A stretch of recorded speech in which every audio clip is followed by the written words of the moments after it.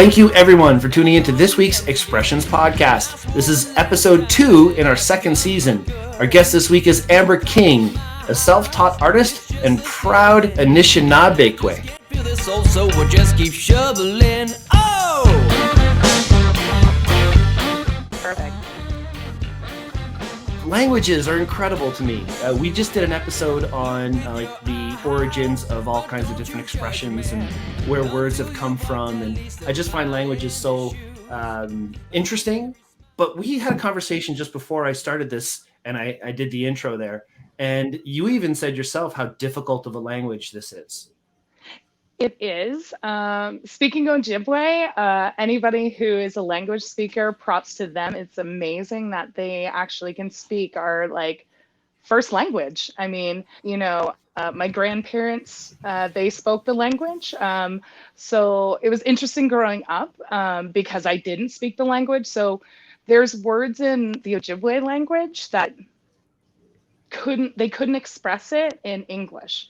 So it was interesting to watch my grand growing up because she would say it in Ojibwe over and over. And she's like, oh, I can't explain it to you in English. There's no English words. Right. And so it made conversations interesting with my grandparents. So, and it was so frustrating, right? So it became frustrating because, it was so simple to her to speak in the Ojibwe dialect, whereas me understanding it in English, it wasn't reciprocated, or the meaning is different because most of the words, it's based on feeling, right? So it's kind of like you have that emotion, but how do you express it in a language that there's no conversion? So even in our language, we don't have any words for goodbye, is one of the things that I know for sure. So we always say bamapi, which is see you soon. So we never actually ever address people. If we have friends leaving, even in our office or if we're at ceremony, always say bamapi to your friends because it's not okay, we're never going to see you again. We will see you. It's just we'll see you another time. Whereas goodbye, it almost seems very that's it, right? Final. Yeah. So it's interesting. It's a lot. I know a lot of younger people my age who didn't grow up with a language that are actually starting to do that, those teachings to understand our language and to learn it and to speak it. And I know a few younger kids, friends of mine, their children are speaking fluent. So yeah, it's pretty amazing because it is definitely something that is lost within our communities, right? So yeah. And that's important to make sure that the culture goes on and that the past, right, the past generations, that we keep it up and don't lose that identity. And that's for sure. That's excellent. I have my hats off to anybody that speaks more than one language. I can barely speak English, so it's just hats off. And to those people that are learning a second language, whether it's your native tongue, keep at it because. Something I wish I had now was a different language. Even if I'd have kept up with French, I wish. Yeah. So you can take off and leave. Yeah, just go. I'm done with this. Well, we're going to talk about why it's so important to remember our cultures. We're going to get into a lot of different things in this conversation, and I'm very excited because it all stems around your creativity and your passion for art, and that's what we're all about here on Expressions. Is trying to give people who want to do the same kind of art as our guest an avenue and some ideas and some things that they could try to get themselves down that path, but B, to open your eyes to some viewpoints that you may not have seen, some perspectives that you may not have thought about. And I think tonight's show is really going to give us an opportunity to do that. I've been looking forward to this for a really long time.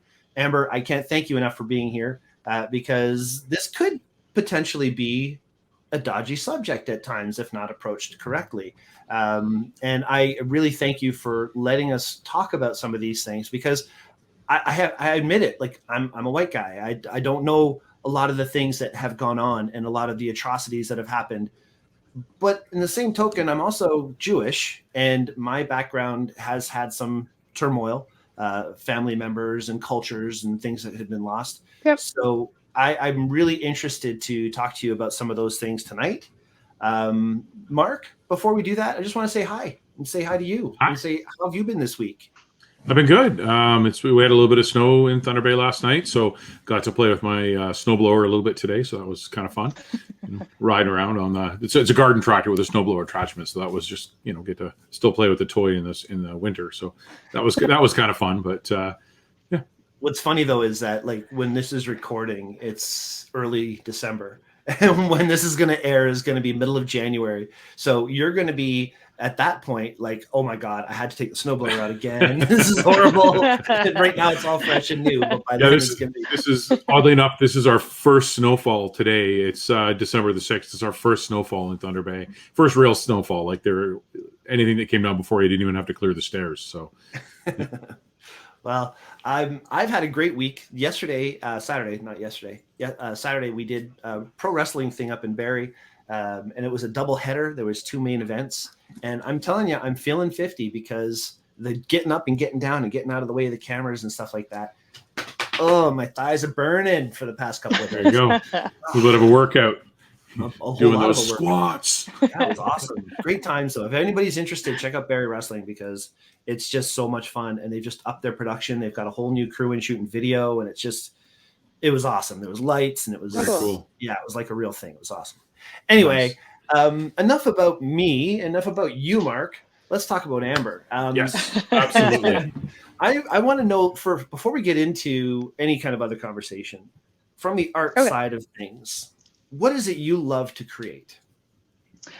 You know what? Honestly, I think I just like crafting. Like, I love being able to make people look at things. Like so my whole thing, so, high school, since I was little, I was always, my sisters are very like book educated where I'm like hands-on. I'm like, I want to make things. Like, I don't care what it is. If it's like, a skill saw and wood and screws, like I'm making something, right?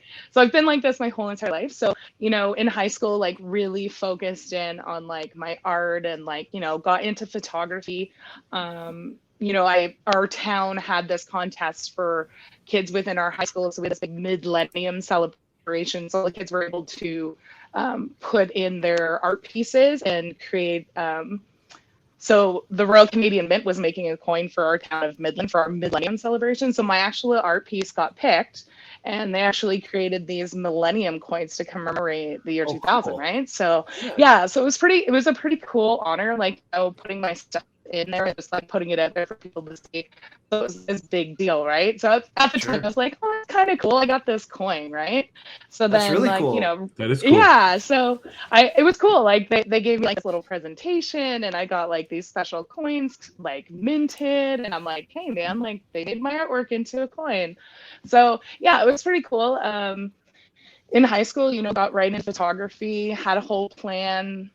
I was going to go to school, like selected to go to Sheridan. So, where I was able to meet some really great friends, left high school, moved to Oakville by myself, didn't know anybody, kind of scary, but it was cool. Like the art program at Sheridan was amazing. Thought I'd go into product work and my high school sweetheart, he was here already starting his career and, it wasn't in the cards for me to do product work in Toronto. He wanted a small town family, all of his family's here. So moved back home. And then I think when I moved home, I decided that I wanted to do community work. So I really wanted to focus on how can I support Indigenous people at community level. So I got so the thing with working for Indigenous organizations and stuff is there's not a lot of core funding.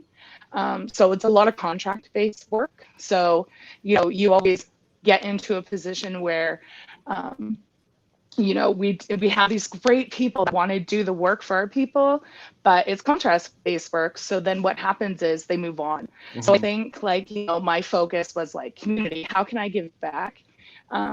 But also creating impact, right? So, always wanting to be that role model, to be supportive, like, I'm Indigenous, like, what can I do, right? So mm-hmm. in my head, in my mind is like, if all of our people can't have a voice at a table, I want to be one of the voices, even if it's short term. So from there, moved home, started our lives in Penetanguishene, you know, just those contract jobs, right? You know, gaining footing for myself. I think along the way, I've always done like my little art biz on the side. So, you know, moccasins, I've probably made hundreds of pairs that I don't even remember, like dream catchers and stuff. So I've always just kind of like had my little art stuff on the side, painting, like, but throughout that, it's always been like on the back burner. When I have the chance to do it, I really focus in on it. I really love doing it. I love making things beautiful, right? And if it's something that I don't know, I want to learn. So along the way, I've like, you know, I've had these amazing people who've shared their knowledge. So one of the biggest thing is cultural appropriation, right? Yeah.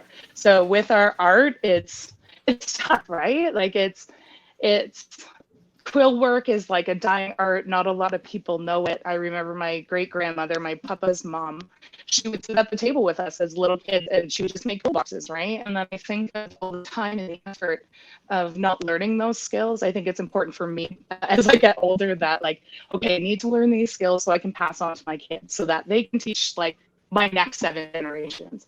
That I want my grandkids to know that like their grand taught them, and then we're gonna keep passing it on, right? But if we keep that knowledge to ourselves, how do we pass that on? So I think it's finding people who are willing to share that art source. You know, all of my art right now is really Indigenous focused. I'm doing a lot of bead work. I'm teaching myself how to make moss bags. The position I hold, which is fantastic right now, is I get to work for an Indigenous organization, women's group, and I'm the Skibinoji Wellbeing Worker. So my role is putting moms with children 0 to 3 in pre and postnatal care. So I'm doing an early infant mental health development for Indigenous women and families. So through that, I'm actually able to incorporate some of the skills and knowledge that I've gained. So to me, art isn't like just like a physical painting. Like that's not how I see art. I see art as, you know, I get to get these moss bag teachings. Why did we as Indigenous people use moss bags? You know, how can I give these skills to these moms and so that they can utilize it for their family future generations? You know, they're doing these beautiful moss bags to keep their children safe, right? That we used to do.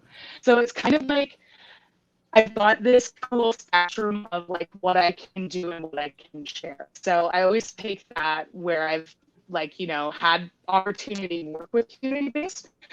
So yeah, so like, you know, it's important for me for people to know this stuff because I think of like, you know, my grand sitting at that table and I just ask questions. So I think one of the biggest things is like not hoarding those skills or knowledge. I need to share it. You know, my little art pieces and making more beautiful little bits and little families at a time. And, you know, I think, I don't think that'll ever change. My kids are very artistic and, you know, when we do get a little older and they have a little more patience, then I'll start teaching them leather work and like beading skills and, you know, the teachings that go along with like those moss bags and why we do that as people. So yeah, so I think it's just, I just think like, you know, my culture is so full of like amazing Indigenous artists that like full spectrum, right? Like painting, carvers, like, you know, it's just absolutely beautiful. So I'm like, every time I'm talking about like Indigenous beadwork or anything like that, it's, you know, these people put time and sweat. Like it's not simple. It's not easy. It takes hours and hours to bead because you're doing every single bead one at a time. Yeah. So it's like, you know, I think it's one of the most important things for people, like to me, like, okay, our people are sharing their skills, but they should also be compensated for those skills that they do have, right? Because like, you know, it's easy just to go to a store and buy something that's mass produced in China, right? And you have individuals who are doing custom work or telling their story through like their art, right? Which is beading. So I actually like somebody asked for a custom rooster. So I made them a rooster. And I mean, it's because her mother-in-law is like obsessed with roosters. So, she was like in tears because she's so pumped for this because it's so special to them. So, being a part of that, I'm like, ooh, like my art now is she gets to wear this brooch, and like I made that, and I just that little piece of like Indigenous culture is like in that. It has meaning and purpose, and yeah, so it's just that's who I am as an Indigenous artist. Yeah. And what you said about making things instead of buying stuff from China and all this other stuff, have you found that there's a resurgence of demand for that kind of thing? From my world, working at Henry's, there's a huge resurgence of film and art at like a real grassroots kind of level. Everybody wanting to bring back film cameras and disposable cameras. I'm sure it's the same thing with art in general. People wanting to get something handmade rather than something mass produced. Yeah, I think it makes it a little more personal, right? Like, as an artist, like I tell everybody, like, okay, like, what are you looking for? What colors are you looking for? And when I'm doing that, I'm totally focused. Like, just before we got on, actually, tonight, I'm beating myself a piece. So I say, oh man, constantly. So I'm making myself a little brooch that I can wear on my scarf that says, oh man. And I'm just like, it's hilarious. It's funny. Yeah. And so my husband laughs because I just to make people laugh. It's like, or like they're looking at your art piece and they're like, what? And then they ask questions, right? So I think like it's so personal. Like it's, getting like handmade stuff. There's nothing like it because like I know I'm at the point where it's like, I'd rather get custom pieces. I can make myself a ton of earrings, like beaded Indigenous earrings, right? I could probably sell them. I don't have the time, but if I can purchase and support another Indigenous artist who's like, trying to make a living doing this, yeah, man, I'm going to give them the $70 or whatever. I can make it. My husband is crazy because he knows I can make all this, and I keep getting, I'm like, ooh, look at what I bought. He's like, you could have made those. And I'm like, I know. But it's bigger than but that. I'm also supporting her. Yeah, like I'm supporting her as an artist, right? So yeah, it's cool. I think it's awesome that like, society is taking a big turn, right? Because I mean, right now I can go online, I can go on Insta, I can go on Facebook, and I can type in beading, and I will get hundreds of individuals doing Indigenous beading from all over the world. And I think back when I was like a teenager, that's not something I could have found. It's not something that I could just go online and look for, right? That's what I was going to ask you about. Why do you think that is? Why do you think it was gone for so long? So here's my thought process of like being an Indigenous woman as an adult. I think like, the traumatic effects of like that blood trauma that we did have, like the generations are different, right? So, you have those individuals who are very church going people, right? Like my parents, like we're all baptized. We were church going people. We go on the weekends or whatever. My parents didn't have language or whatever. And I think that created impact. So then you have the generation of my grandparents who didn't speak about like being Indigenous or that like pride thing. But I think that's the effect of residential school, right? So it's like ingrained in them that it wasn't okay to be Ojibwe, that it wasn't okay to be Indigenous. You're not supposed to speak your language. So all these things like created impact for each one of us. So my parents were very much like English, like they went like taken from their community, had to stay in town to go to the schools locally because there wasn't enough. I think they only went up to a certain grade on the island because our community is an island.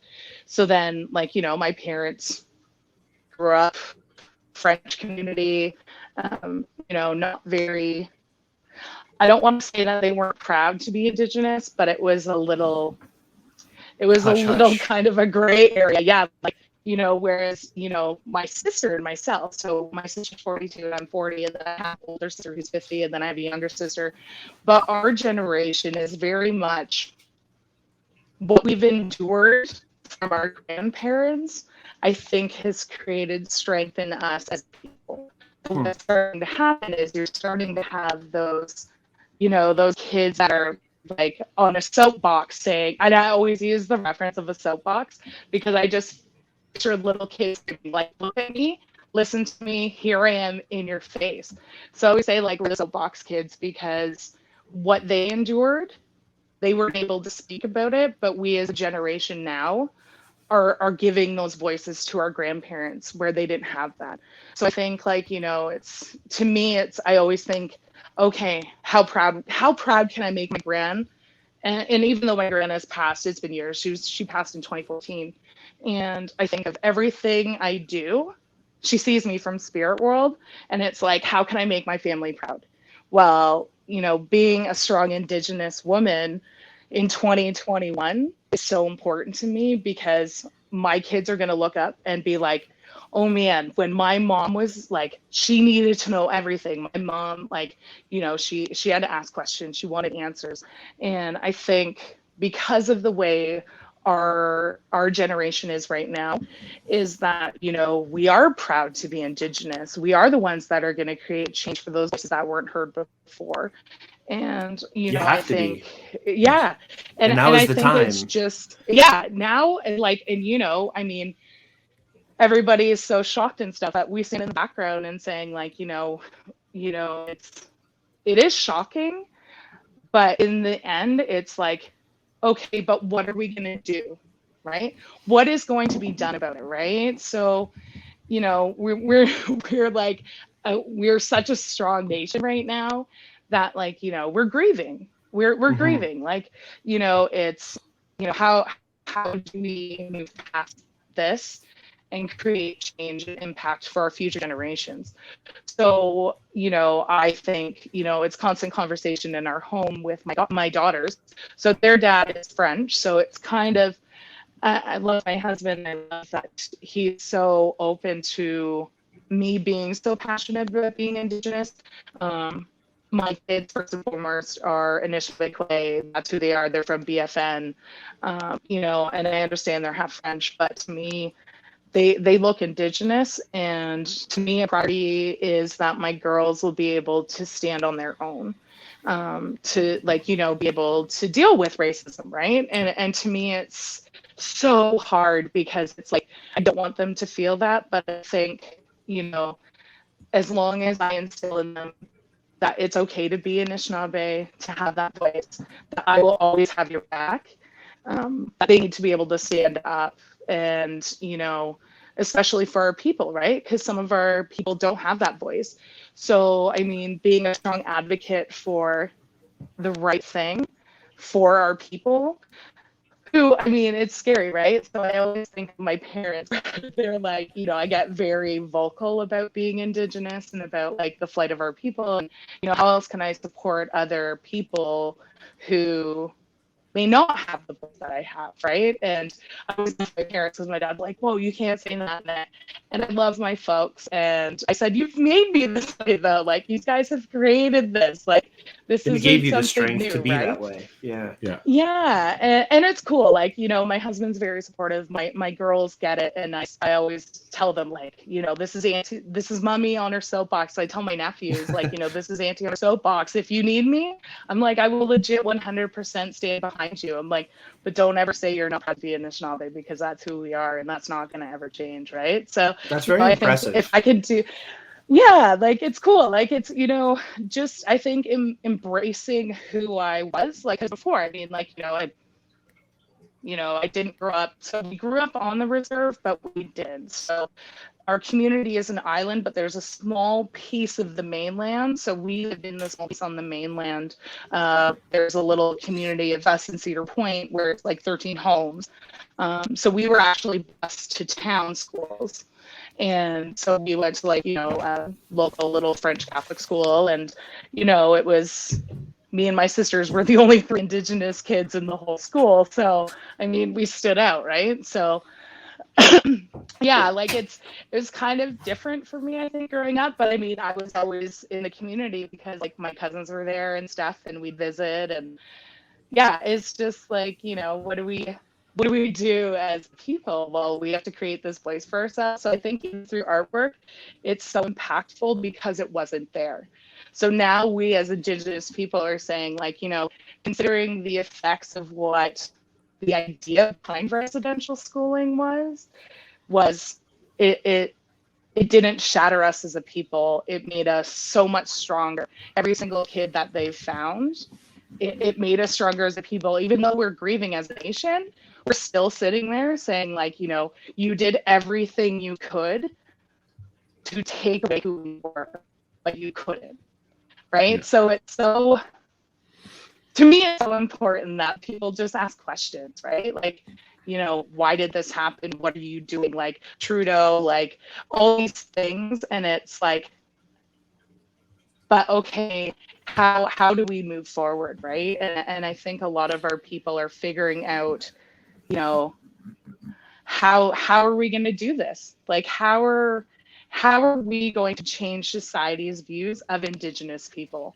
I mean, I know some fantastic Indigenous people, and then I'm like, you know, there's still that racial piece, right? Like, you know, hey, there's Indians. Sorry, like we're educated. We're like so strong, proud as a people, and we bring so much knowledge to what people perceive, I think. Yeah. And you know, Canadian history in high school has to change. It's killing me. And Yes. Yes, absolutely. like it does. Big And time. I tell my kids all the time, I said, if you need to challenge your teachers. And I said, there will be no repercussions. And I said, if you need me to go into your classroom and challenge your teacher with you, I will do that as your mother. And like my nephew is like in kindergarten, and I say that to him all the time. My sister's like, hey, calm down. And I was like, if he needs his auntie, I will come to the classroom. But I'm like, you know, that's the biggest thing, is that, you know, we don't have enough of our own people working in these capacity spaces to actually create that impact. Or like, you know, sometimes it is challenging, right? Because I question my kids all the time about school, like, how was it? What did you guys talk about? Like, and I know that they get worried because, like, oh no, like if I say the wrong thing, mom's gonna go all crazy and sit on her soapbox. But we need them to know that it's right. Like, I think we're at a time where there is changes happening, which is amazing. You know, our people are just getting stronger. You know, I have a role model that I look up to, like a lot of my aunts and stuff. My one cousin's going for her PhD right now. You know, and this is just like, I'm like, hey man, it's my cousin. And I think of like, you know, people like, oh, like, what would you do? I don't know, man. Like my cousin's going for her PhD. I'm gonna be pretty proud of her having a doctorate. Like, and then I tell my kids all the time, like, I do not care what you do in life as long as it makes you happy. But then I'm like, we have all these great role models behind us, right? So yeah, so it's interesting. It's interesting.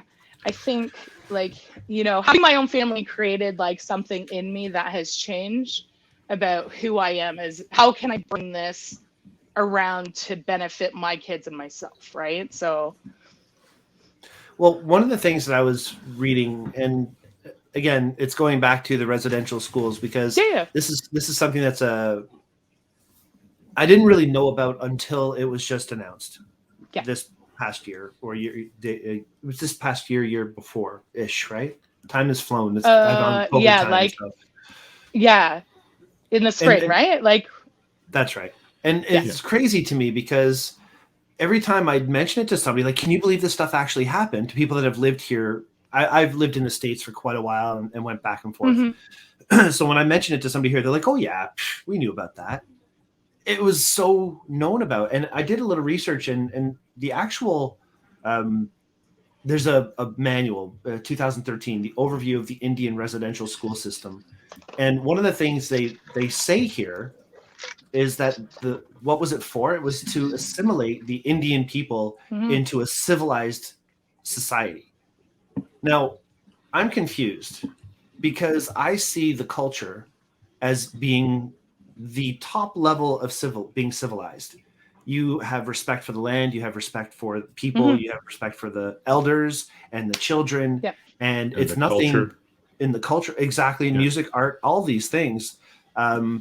To me, that is more civilized than a society that will take a group of people and force them to be different and to assimilate into any other society. So this just ended in 1996. I mean, we're not talking a generation ago. We're talking like this generation that this was still going on. How do you and your family just pick up and be like, okay, well, my grandparents lived through this. My parents were felt to be not to talk about this because it was so hard. And now you're that next generation that is taking the mantle and standing on your soapbox. Yeah. So to create impact and give perspective, like my papa is still here. Like my papa is still physically on this earth right now. Now you say your papa. My papa was my grandfather. Yeah, so my papa is my mom's dad. So he's still here. Yeah. So so 3 of my grandparents out of my 4 were taken to residential schools. One of my dad's dad was taken, and my mom's, both of her parents were taken to residential schools. I always, to put it into perspective for people. So my papa's still here. He still drives around town. We grew up not knowing that they were, like, it wasn't something that was talked about. They both loved us. Like, all of my grandparents just loved us. And I said, like, after I found out and I asked questions and, like, heard a bit from my gran and heard a bit from my grandpa, I was like, man, like, all the stuff that they endured in these schools, all they did was love us as their grandkids. I didn't know any different, right? Like, it wasn't like, that they were, like, in this horrible place. My grandparents were very good to us. Jaded and mean about it. No. And it wasn't easy. Like, and I said, like, they lived like 80 years holding this in. Crazy. And they're just the kindest people, and they just loved all of us. So to create impact. So my grandfather, the impacts of, so I did kind of like a family tree for just his side. And had the situation been different just from my grandpa, so it was my grandpa and all of his siblings, which I think there was 7 of them. So they were all taken. All of them were taken from my big grand, so my grandpa's mom. So the blood trauma, so, like, that bloodline from my grandpa, it would have impacted, I believe it was 82 of us. So, like, my mom, her kids, her great grandkids, my aunts, their kids, their grandkids. So it's like, that's just my grandpa. He's only one person, right? And then, like, there's my gran, there was my Papa Charlie. So it's, and then I see, like, my cousins and stuff. And when I actually broke it down, I was like, man, I'm so proud of, like, every single one of us, right? Like, just being able to just be who we are. But, like, even on the Stephen Harper address, like, the one thing I'll never forget is my gran said, like, she was happy it happened to her. Like, why would you say that? Right. And then I was like, my gran carried this for like 84 or 80 years. And she's just like, it will never have to happen to these guys. And I was like, who says that? Right. Then I was like, for her carrying that her whole entire life. And she just, in her thought process, okay, it happened to us, but it won't ever happen to my kids. It won't happen to my grandkids. It won't happen to my great grandkids. Right. And, I think that's where my soapbox thing comes from, right? Is that my grandma couldn't talk about it. And then, so I'm able to, like, tell my sisters that I'm so proud of them. And then I think about, like, my daughters being able to look up at them and be like, man, like, all the stuff our people endured. Look at my auntie's going for her PhD, like, my one aunt nurse, like, all these things, like, people in our community, like, we had a pretty famous artist from our own community, Bill Meneg, and he had passed a couple years ago. And to us, our kids, like, it was devastating because he was like he was kind of like our first, like, superhero, right? Like, he was local, he was indigenous from our community, and he actually created impact. And, like, I see Bill's pieces and I love them, knowing that, like, there is this role model from our community that was expressing himself the best way he could, right, for his whole entire life.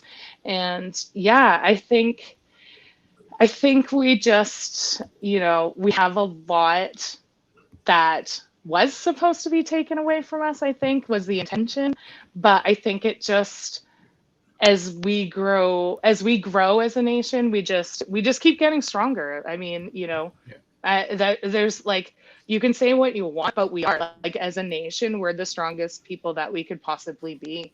And I think, like, supporting our youth is priority. Like, educate our kids, tell them the truth, right? And that's Yes. my biggest thing. If my kids ask a question, I will tell them the truth. It may hurt, and I always tell them it's not their burden to carry, but if we don't talk about it, then what was the point, right? Like, it's so hard not to think of educating people, and if you're totally ignorant to everything, like, you have to ask the question, right? Because you're not going to get an answer. So then everything becomes misconstrued, and like, people like hearsay, and like, that's the biggest problem, is that people aren't asking the questions, or maybe not the right questions, or the right people to ask, right? So yeah, that's a big point right there. The right person to ask, because I wanted to ask a lot of these questions to a lot of people, but it just, you don't want to offend, and you at the same time, you want to make sure it's coming from a place of sharing and creativity, right? And I really appreciate that you're being so open about this. And I even said in my notes here how it's one thing to hear about these things in school and to be taught in school from some sort of politically motivated place, but it's a completely different thing to hear about it from somebody who's actually understood it and lived it. And so it's really important that we have you here, and I appreciate that very much. Yeah. What I like is that the whole idea was, as you said, they were trying to take your identity away. They were trying to take your culture from you, and your community stood up and said, "You can try, but you're not going to." And now it's coming out the other end even stronger, and it's growing. So I think that's just phenomenal. Well, and I think too, like, when Lindsay had approached me, so Lindsay was one of my first friends that I made at Sheridan. She's a small town kid too, right? And it kind of worked out great because she wasn't far from where I lived. So we became really good friends. So when she reached out to me, I was kind of like, oh, like, weird. She's like, oh, so my friend has this podcast, and I was like, I don't know if this is like what's going on. So I talked about it with a couple of people, like a couple of my sounding boards, and I was like, should I do this? And so we kind of had a couple conversations, and I said, I'm like, information is important, right? So I always think of, our position as an Indigenous family, right, is, to me, we need allies, right? And I mean, a platform is a great opportunity to create those relationships. We do need allies, and I'm so happy and grateful that I do have, my group of people behind me every time I need them. Not every single one of them are Indigenous, but I know I can count on them. And they're out there educating people too, which I think is amazing and fantastic, because we can't do it alone, right? Yep. And I mean, your voice is bigger in numbers, so yeah. Well, it's totally true. I mean, we all have so many things that we can learn from each other. And we all need to have people who are open to learning. And that's the big problem, I think, the cultures that we all live in have, is there's so many people who are just very into, and I think maybe COVID might have even done some of this too, is everybody's into self-protection, self-protection mode, and they don't want to deal with other people's problems. But when the residential school thing came out, it was like there was no way to avoid how horrible this was. And and I felt guilty, and I felt horrible that there was nothing I was able to do about it, or anything like that. So I thought, I want to be an ally. I absolutely want to be an ally to not just your culture, but the cultures in general that have had people pull them down, because there's just no place for it in our world that we're living anymore. So I commend you a lot for being strong enough to stand on your soapbox. And to say, this is what people need to hear. Mark, before we go into just talking about Amber's art, because it's great to get into the history and to hear your perspective. And again, I want to, not again, but we talked about this before we hit record. These perspectives that you have are yours. I do want to make it clear that you're not speaking for your entire community. You mentioned this to us earlier, and I respect that. And you can only speak from a place that so that's great that we're getting that honesty. But at the same time, we're here to have fun. We're here to talk about art We're here to talk about the passion things that you do. And I love some of the stuff that you've done. I want a pair of the moccasins that you've made. I do. I'm not just saying that. We're going to talk about that. But I know you're busy and doing a lot of other things, so I don't want to put that pressure on you. But Mark, you've got open here Amber's page. So maybe we can bring that up. And Amber, you can walk us through some of the things that you've created here. Look at this. Mark has his cat on his lap. I've got I know. This is Merlin. Actually, it's rare. He never comes around. He's usually you've got Nitro up there. Yeah, normally. I'm surprised my dog's not crying yet. Yeah. Well, Amber, it's funny because in the notes you said you had 2 children, 2 dogs. No, we have. I have 2 girls, and then I have my dog, my COVID dog Buster. We got him right before COVID shut everything down. Okay. Oh, nice. And then we have a little beta fish and a ball python. Oh, cool! Oh, wow. I was going to say between your 2 children, your dog and your husband, you had 4 children, but you have many. It totally is. Yeah. My house is filled with kids, nonstop, always asking for something. Yeah. So needless to say, you're very busy. All the time. So how do you find time to do all this? So I don't sleep much. Okay. I'm honestly, I'm not a good sleeper. I got a Fitbit and I realized I'm not a good sleeper at all. I go to bed pretty late, so if I'm up, I think we're all in the same boat here. Yeah. Right? So I like stay up late. I'll if I get 5 hours of sleep, that's amazing. That's a long night of sleep for us. Yeah. 5 hours. Right. Like if I make it to 6, man, I've slept in. Like half my day is gone already. No, I've always been an early riser. It wasn't something my parents let us sleep in very often. It wasn't something we did. Yeah. But yeah, so I get up early. I enjoy my quietness where my kids are asleep. My dog's not in my face. So I get up and I'll do some beadwork when I have the opportunity. In the top left corner there, my papa had asked me, so he doesn't actually ever ask for anything. So he'd asked me to make him a guitar strap. So it was pretty cool. It was exciting for him to ask me that. He's an avid guitar player. Okay. So I made him one. And then actually, so I tried to make a piece where there was a story to it. So, he's my papa, obviously. But I actually created like little berries. So there's representation of like my grandpa and my mom, and then me and my sisters, and then all of his grandkids. So each berry represented like our family tree kind of from my mom's line. So it's pretty cool. Like he was so appreciative. He come over one day. I was like, hey, Papa, like if you're in town, come over to the house. I finished it. He's like, what? You finished it? I'm like, yeah, come over. So he was excited. So yeah. Awesome. So like, yeah, it's pretty cool. Like getting to do some custom pieces for people. Yeah, it's just, I always think like, all these people are just going to see my grandpa playing around like with his little papa guitar strap, which is kind of cool. Like, I mean, he's but to him, it means everything. Yeah. Absolutely, like he's 85. Like I got to make my papa a guitar strap. Like that's pretty cool. My dad would love one of those. Yeah. Yeah. So it's pretty cool, man. Like, yeah. And, like I think the one year my papa's brother, my great uncle Al, we were at our family camp. So there's usually like 75 of us camping together at our family's property. And so my uncle came over and he's like, can you make me a golf cover? And I was like, what are you talking about? He's like, I want to beat a golf cover for my club. And I'm like, I guess like I can try to figure it out. So I did. I ended up making him one. So it has like our family name Assens on the bottom piece. So it was pretty cool. So I made it all I had to put some Velcro on it. So yeah, he carries it in his caddy, which is cool. Yeah, and you're learning how to do it while you're doing it. Yeah, I had no idea. Like, I'm like, this is the most obscure thing. Like, I've never had a golf club in my life, and I'm making this golf cover. So, yeah. So I've had some pretty cool things that I've made. I've made hundreds of moccasins. I don't even know how many I've made at this point. How do you actually apply the beadwork? Is it what tools do you use for that? Is it a modern tool, or are you using something that's traditional? And no, I'm just using like modern like needles and stuff, needles, thread.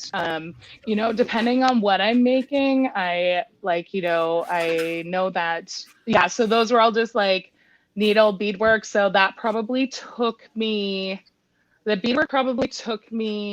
maybe 10 hours of beadwork to get those two pieces finished, and then I Okay. had to put the mitts together, and then I had to create a liner, and then the fur. And fur is messy, just so you guys know, it's the messiest thing to work with. Yeah. I was going to ask you about that actually, because one of the things that you said in the questions that we got back from you when we asked you some of the top 5 things, one of those things was cleaning your first porcupine. Yeah, so that was cool. So the story behind it is me and my husband were driving from Barrie. And so, you know, like there's like times a year where you should get a porcupine, like if you're gonna like actually dequill a porcupine. So we were driving back on the back road coming from Barrie, coming home, and it was just the two of us. So a friend of mine told me you should keep a blanket in your car, and I was like, okay, for what? He's like, if you ever find a fresh porcupine, like, then you get to put in a blanket. I'm like, okay, like, I'll keep stuff in the car. I don't know if I'll ever pick one up. So me and my husband were driving, coming up to this little bridge. I was like, that looked fresh. That looked like a fresh porcupine. He's like, are we stopping? So I stop, back up the car. Are we actually doing this? Yeah. I'm like, babe, here, I'll put the blanket down. Like, he's like, how do you expect to? So he's trying to find a stick to roll this fat porcupine into my blanket. He was like, what are we going to do with this? I'm like, I'm going to go home and dequill it. I don't know how to do it, but I'm going to figure it out. So we brought it home, and it took me like probably like half a day to get the whole thing cleaned. So like just taking the quills off of the porcupine. So then like we don't have a huge property. So my husband took it to the back and buried it. And so I was like, just put the body back there. And he's like, okay. So then I was like, okay, so I've got half the process done. I've cleaned this porcupine roadkill that I found that was fresh, which was great because I was like, at least it's not sitting. So then I was like, cleaned it. And then I had to wash all the quills, dry them off. And then I was like, this is insane. I'm never doing this again. It's so much work. But I do. I keep a blanket in my car just in case I decide to grab more. But I mean, that whole porcupine, I'm like hoarding them, right? Like I even have a jar sitting here I have this little jar. So it's like the size of my hand. But I have a box upstairs in my room that says, be careful, quills. So what do you use them for? So I do want to make quill boxes one day. I really want to learn how to do that. So my big gran used to do it. So my papa's mom. So Indigenous art, if you ever come across quill boxes, they're so time consuming, but they're beautiful. You know, my papa had gifted some quill boxes that she had made to my mom, and then he had gifted me a couple. So I think the earliest one he said that my big granny made was in 1962. And I opened the lid and it still smells like sweetgrass, but she actually decorated the top of it with quills. So it looks like a little flower on the top. So they're like, you know, they're beautiful. They're absolutely stunning. And like, you can't even put a price on that, right? Like every time I'm out, I'm just like, man, like, it's so cool to think that like my gran would just like get porcupines dropped off at her house and like, she'd quill them off and like, you know, clean them up and make all this beautiful art. So that's my next bucket list, is that I need to learn how to make a quill box. So yeah, so I use it sometimes, like even my one pin here, I actually put quills in the center of the flower. Okay. So I use them on like earrings and stuff, but like I keep them because I'm like, I don't want to waste them. So I know that there's like people that use the hair from the porcupine, so you don't get a whole lot. Like it's very time consuming separating it, but like they'll make roaches for regalia and stuff. So like you'll have the hair all braided into a piece for the men's for their roach dancing or their roaches, and then they'll put some on bustles, and yeah, it's like, you know, the whole piece is used, so it's pretty cool. That's amazing. So beautiful. That is cool. That is cool. And then the dream catcher. So obviously you do all the leather work. You make the web. Yeah. So, you know, I want to tan one day. I want to learn how to tan. So a community member, she's a youth from our community. She's learning how to tan right now. So she's invited me out in the spring. So I'm going to see if I can actually go out and tan a hide with her, which is kind of neat. You know, it's another skill that would be good to have. I love that you think these things are so neat. Yeah, like I'm like, you know, I said to my husband, maybe I'll become a hunter. Maybe I'll get my own moose. Maybe I'll tan my own hides. But then I'm like, oh yeah, that's right. I have a full-time job and 4 kids living in my house.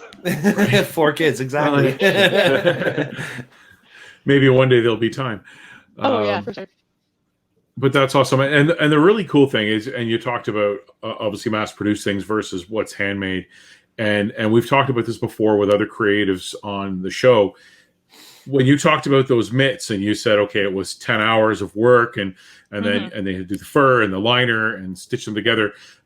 I'm thinking you probably spent, I mean, even if I said 20 hours on that pair of mittens and then you were selling them for $75, that's $3.50 an hour. So yeah, right. Like I'm definitely not in it. So or $3.75 an hour. Yeah. So I definitely so it's changed. You know, that was, just starting out, figuring things out. Moccasins are one of the things that, I've done so many and they're so time consuming that I did increase pricing only because it's so expensive, right? Yeah. A deer hide is $140 for a piece of deer hide, right? And we're talking maybe a 6.5 foot deer hide. So, I mean, it is time consuming. So I always tell everybody, if you're not willing to invest in the piece, you're, my time is I'm not doing it right after school because we have routine, right? I have 2 kids. So my time is late at night at bedtime and first thing in the morning before I go to my full-time job. It's on the weekends when my kids have plans, so I'm not taking time away from them. So I always tell people, if you're looking for a flip turnaround on a piece in 1 to 2 weeks, I'm not your person. Oh yeah, I need that by Christmas, by the way. Yeah. Thank you. Oh man. and that's what I'm finding right now is it's kind of cool how our people are working it because they're doing raffles, they're doing draws. They're only opening for so many projects because they're so bombarded with stuff right now. And I think it's amazing because we've adapted, right? Okay, well, I can't go to Powwow Trail, which is the usual place where we get our stuff, right? So now our people have created this social platform where they're doing draws, they're opening up time slots, but you have to be able to jump on quickly to get a time slot, right? Or they'll get a bunch of pieces together and then they do okay, guys, my quick sale is happening. You have to be on the ball, and that's it. Nothing else is available. You can't do custom orders right this time. It's amazing. If I want artwork, man, I got to be quick and fast. I said to my husband, I've missed out on so much stuff. Absolutely, but it's important for everyone to know, and I've said this before, that when you're looking at a piece like this leather and beadwork item that we've got on the screen now, obviously it's a piece of art, and it says that it's wall art, but this isn't something that took you 5 minutes to do. This is something that you put time and love into, and when people are looking at a piece like this, if the price seems a little bit high, that's because they're not just buying the art, they're buying your time and your effort and also your knowledge of how to do this. So it's not a mass-produced piece that's come off an assembly line and it's not machine made. So when you're looking at these pieces, you're going to pay a little bit more for them if that's what you want. If you want a piece that's going to look different, my guess is you don't have 2 of these that look the same. So this was going to be wall art, and I ended up making them earrings. Okay. So I do have 2, and they are not identical. They're completely different. And that's the funny thing is, even if I plan to make them, so if I cut my pattern piece, right, and I draw it out or whatever, because I like to freehand. I'm not going to go and print a picture off. So most of my stuff is freehanded stuff. Yeah. So yeah, I was expecting them to be the same. No, they're totally different. They're same, but different. But that's the beauty of these pieces. There is no 2 pieces the same. They are one of their own, and you're never gonna it's not like the t-shirt that I'm wearing that I could walk down the street and see somebody wearing the identical t-shirt. Yeah, and I know that I've had people ask for same pieces, so I'm they're similar but different. I'm it's never the same. It won't ever be the same, no matter how hard I try. That's me personally. Some people I've seen them where it's bang on, I'm like, oopsie, there's like a piece of red where there should have been a blue, but I'm like, oh, it was dark. I was having coffee, like, you know, and I think it just makes it like I always have friends who I'm my own worst critic, right? Like, you know, I'm like, oh man, I could have done it better. And then I'm like, friends are like, oh, it just makes it special because of that one small bead being a different color than the rest of them, right? Yeah. And it's cool. Like I've had some cool stuff told to me by friends of mine who are artists as well. Like, you know, that everything has spirit, right? So our culture, we're connected to, you know, everything has life, everything has spirit. You know, it's all around us. And, you know, even in my artwork, like my friend, so when my kids were little, I was like, okay, I can bead with my kids around. No, that was a bad idea. So my youngest would put her hands in the beads, but then I'd be sitting there and all of a sudden it was like, what's that sound? Well, it was her pushing the beads out of the jar and it would go all over. So I'm like, oh, so my friend's like, you know, don't forget every time you're beading, put the love in, like, you know, all those good feelings and good thoughts. And he was like, and don't forget every bead has spirit. And I was like, what? He's like, you know, everything that you're doing has spirit. So don't forget, if you drop some, you should pick them up. I'm like, I'm not picking them up after tennis, man. Like, there's too much beads on the floor. Like, can't do it.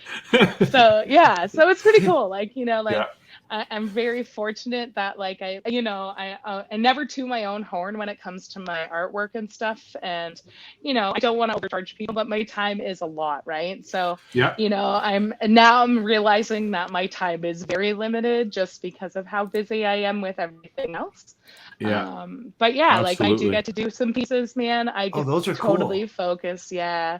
Those are cool. cool. So those are a couple keychains that I was able to make and stuff. So I've done, I don't even know how many of those I've done now. I don't know. The description says a little girly, and I'm like, I would have one of those. Those are cool. Well, I would too. I mean, my friend Daniel is getting into doing some leather work, and he's made me little keychains for my stuff. And I would love having a loop keychain. Yeah, so seeing these, that would be awesome. That is cool.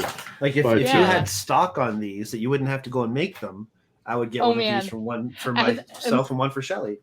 I know, my husband always laughs. He's like, you know, the problem with you is you post stuff on Facebook and Instagram and you don't have anything because everybody buys it. And I'm like, that's a good problem to have. I was going to say that's a good problem to have for sure. But better than the alternative. Absolutely beautiful. The beadwork, the webbing, the leather.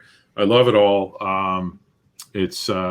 It's amazing. And living here in Thunder Bay, I haven't found, I need to go find a spot that sells local art and local pieces. I'm sure there is one, but with COVID, I haven't done too much exploring in the 2 years I've been here. But I find myself with all the time now. So I think I will definitely do that. I'll load the puppies in the car and take them for a walk. And while I'm out, I'll look. There's a few good artists. What are they? I know that. I just ordered a bunch of fabric. Thunder Bay, there's like some fantastic people doing some amazing artwork. I've got some artwork from somebody named Deanna Terrell. And she does like line work like nobody's business, like just freehand pen, and they're beautiful. Like, like I think it took her 20 minutes to do my Anishinaabe name as Peyote Kwe, so it's Robin Woman. And she like drew this crazy quick painting with a marker, and I was like, man, this is insane. I love this. So I voted a few pieces from her. But Thunder Bay is filled with amazing beaders, and like, you know, we just did a beading workshop with a couple of girls that work out in Thunder Bay. So they were teaching me the Peyote Stitch. So the way I do beadwork, like these little dream catchers, I do a wrap style. So all you're doing is taking it and wrapping it around the hoop, right? So I'm just creating my pattern and just going around. But there's another stitch called Peyote Stitch, and you kind of do one bead in, one bead out kind of thing. Oh man, I'm telling you, it was the most time-consuming beadwork, and I was like, I'll never do it again, guys. Like, that's my one thing. I'm like, I'm not doing it anymore. And like, you know, I can do a brooch and do the one bead, but doing that peyote stitch is something else. I'm like, I can't do it. The peyote stitch sounds a lot to me like Don Komareska's macro photography with focus stacking. Yeah. It's like you've got that in your world, and in the photography world, you've got like this multi-layered focus stacking with all these fine details you have to go through. I know how to do it. I just don't want to. Oh man, right? Like, you know, even when I went to school for photography, I would just tell my kids, like, it's education's so important, right? Like, you know, and I was like, I went to school for fun. Like, I loved photography. I loved everything about being in a dark room, you know, making other people see what I see. And then I was just like, I'll never use math. And then I got to school at Sheridan and I was like, this is so much math, you guys. Like, way more math than I ever anticipated. So yeah, like, it's cool though. Like, you know, getting to learn new skills is so fun. Like, it's amazing. But everybody's a photographer now, right? Everybody with a phone is a photographer for sure. Exactly. Yeah, for sure. Well, and the quality is so good. Actually, I do photography scavenger hunts, and one of the things to remember is like there's professionals out there, professional photographers that are taking these amazing pictures, but then there are also people that are using a cell phone or a point and shoot camera, and they're also taking amazing pictures. So it doesn't matter what you're using, whether you're using a traditional bead stitch or whether you're using a peyote stitch. The idea is create That's something, right. Build something, you know, make art and enjoy it, what you're doing and express yourself. And that's why we're here. That's why we want to talk about this. Just because it's so important to have that outlet and to get into whatever it is that you love. And I love that you are embracing your culture, and that you've got all of the art that you're doing is embracing that, and the beadwork is phenomenal. So, and if you ever do a porcupine quill box, I would love to see a picture of it. So please post it. Oh man, for sure. Yeah, I'm gonna follow your page here, so we'll. Let's actually say the name of your page, Mark. I don't think we actually. Oh, it's called the Big and Little Craft Shop. So it's here on the screen on Facebook. Very nice. So it's. I haven't posted in a bit, but I am planning to. I'm like in 2 weeks holidays, so I told my husband all I'm gonna do is craft. That's all I want to do Christmas. Perfect. So that's the nice thing about art, is it's there for you when you need it. You know, it's always going to be sitting there in your back pocket for that time that you need it. Yeah. Back in 2017, I created the hashtag #IShootForMe, which is literally just saying, I don't want to be paid to do my work. I want to just enjoy what I do. So I can see how what you do is something that you really enjoy. And I'm glad that as soon as you make it, you're able to sell it, because that's the goal. Yeah. But we've been talking for about an hour now, and we've got a couple questions that we want to ask you before we say goodbye. Sure. So thank you for the conversation. And if you are okay, actually there's the 3 questions. I don't know if you saw in the email that we sent you, we ask our viewers to issue a challenge to our listeners. Our guests, yes. Our guests. Yeah, I did read that quickly, yes.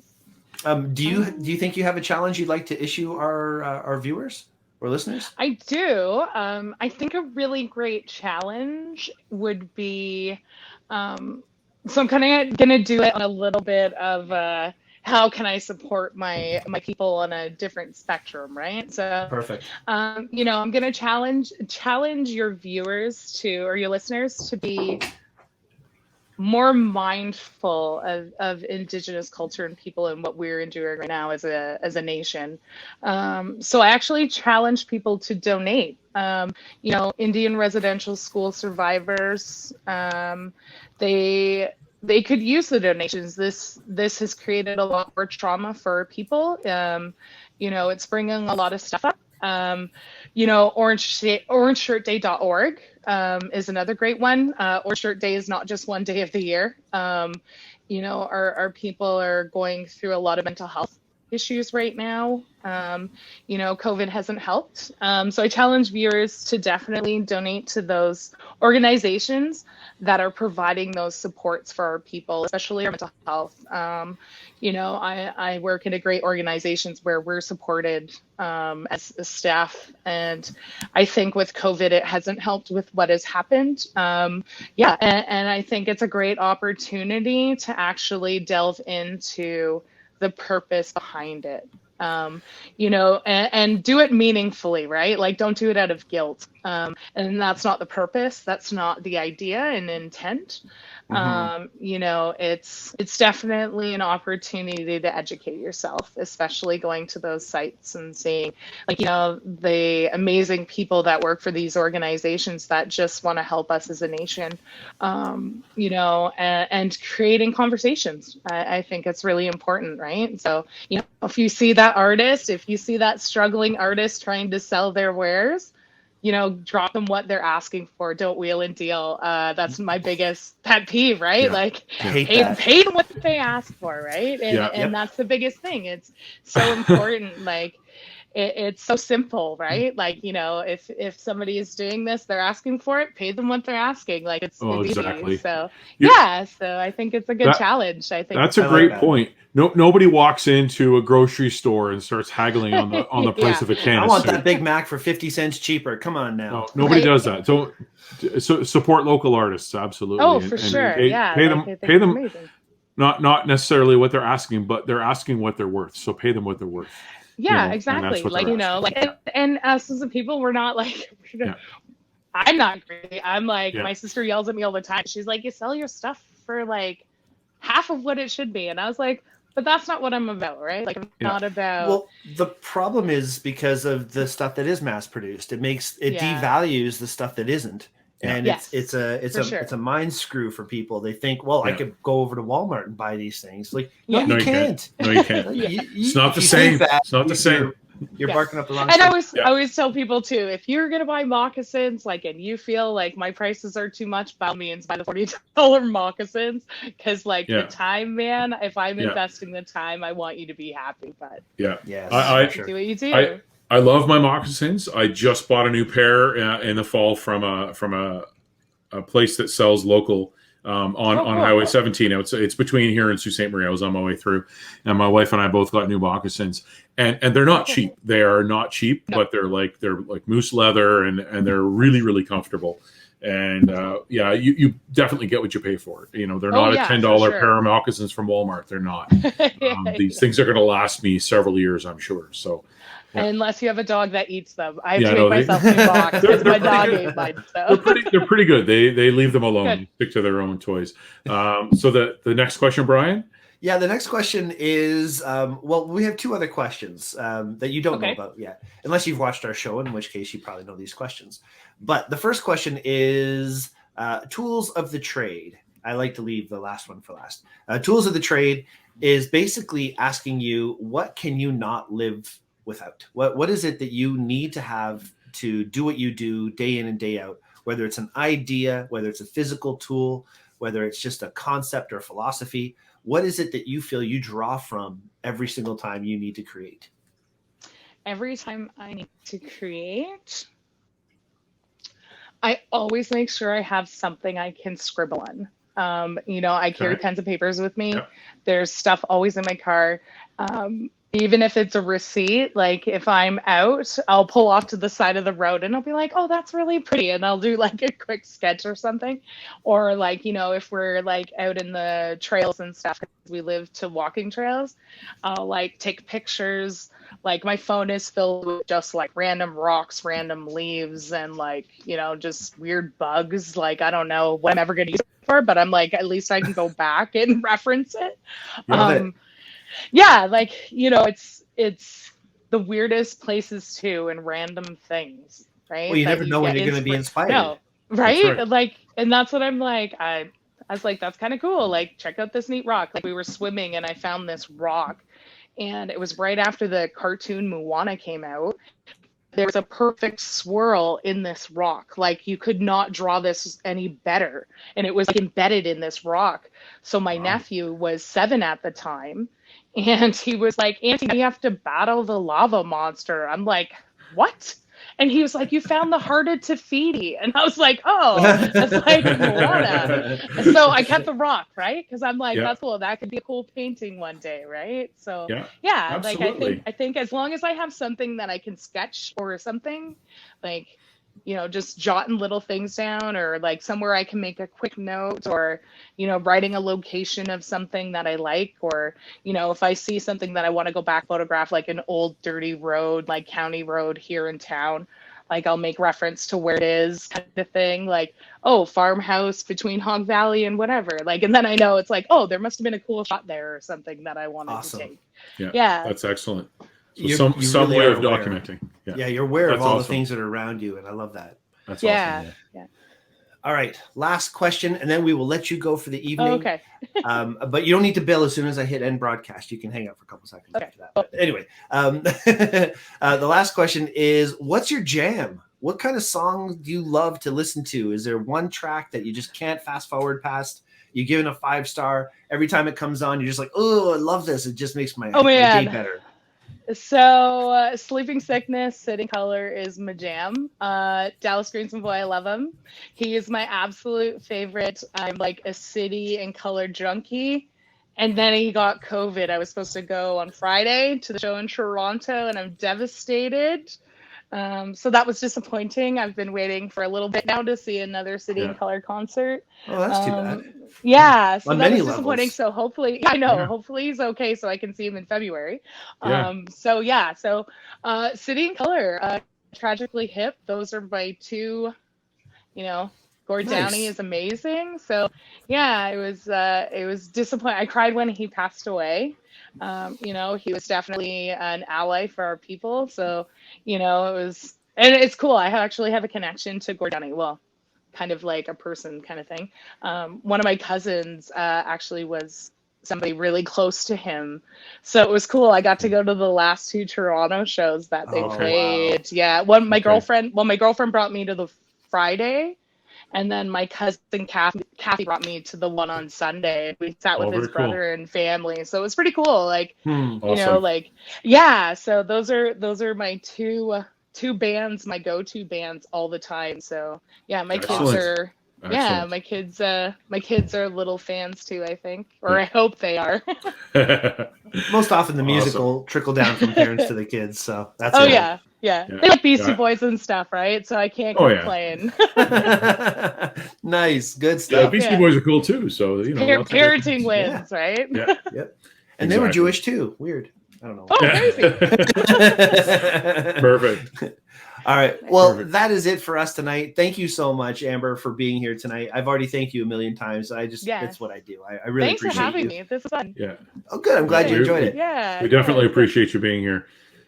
Mark, anything you'd like to say before we say? No, just thank you very much, Amber. Really appreciate your time tonight and your candor.